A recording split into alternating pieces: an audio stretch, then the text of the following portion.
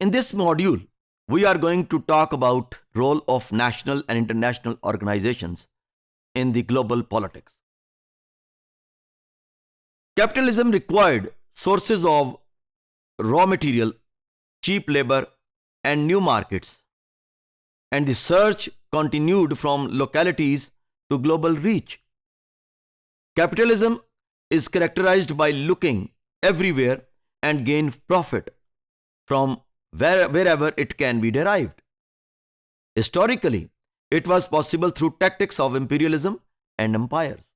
If you see that before First World War and after the Second World or before the Second World War, you could find that there were different colonies of the same imperial powers, and they were dictating their terms and extracting the resources and having the labor.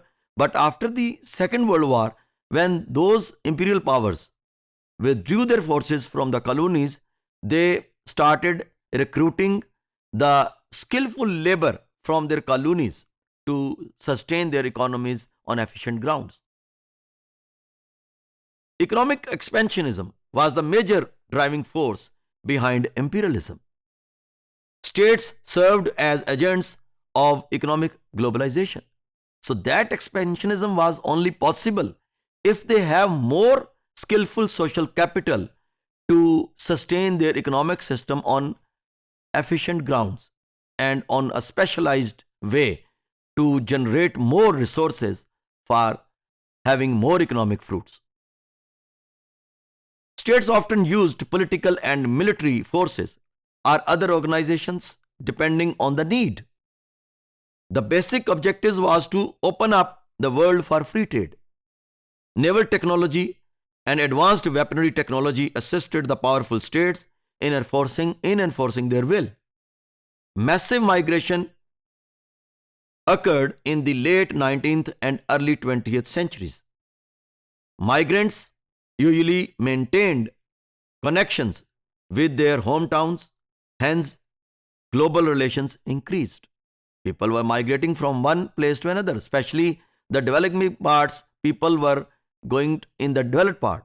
यहाँ से लोग जाते थे बाहर के मुल्कों में, पहले Dubai, America, UK, France, Germany, Canada, आज भी लोग जा रहे हैं और अपनी पैसा अपने घर वालों को वापस भेजते हैं, दैट रेमिटेंस के तौर पे. लेकिन पाकिस्तान और इस तरह दूसरे जो डेवलपिंग कंट्रीज हैं, वहाँ से लोग स्किलफुल पीपल जो है जाके दुनिया में सर्व कर रहे हैं और उनकी इकोनॉमी को ज़्यादा से ज़्यादा फ़ायदा दे रहे हैं.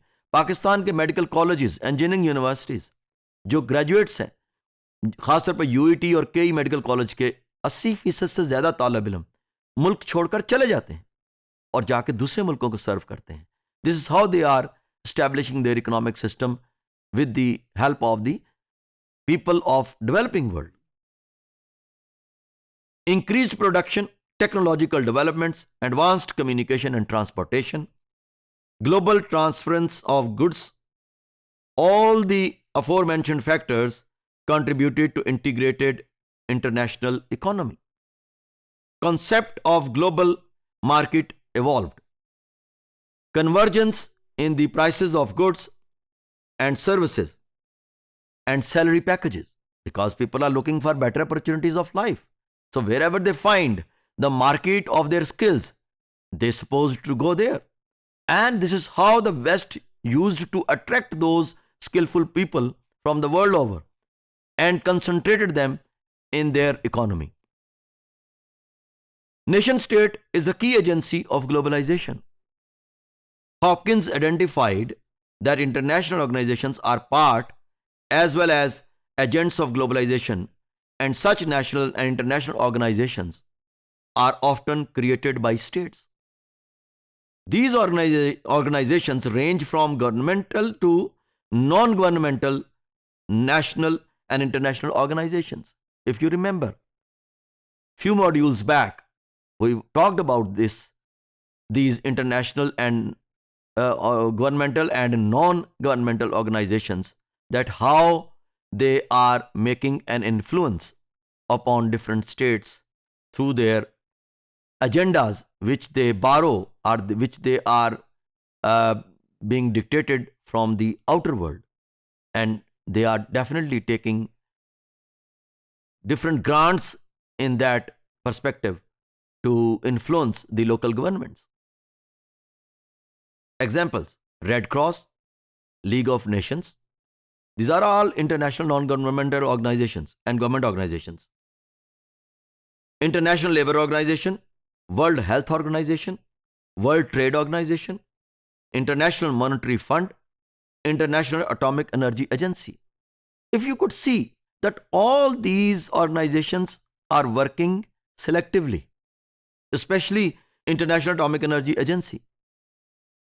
If it evaluates or checks or examines the nuclear facility or capability of Israel, it gives another argument that they are working for the peaceful purposes.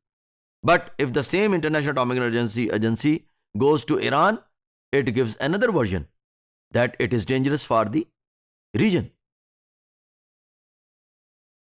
These organizations deal with different issues: social, political, economic, and security affairs. They have tendency to address the issues of uneven development. They are supposed to provide justice in international trading system, insurance of well-being of nations. If you see that World Trade Organizations try to settle down those disputes which usually occur among states when they are trading with each other. In the same way, World Bank and International Monetary Fund, it does. And Red Crescent, it is also an international organization, and it also tries to settle down the affairs of the state.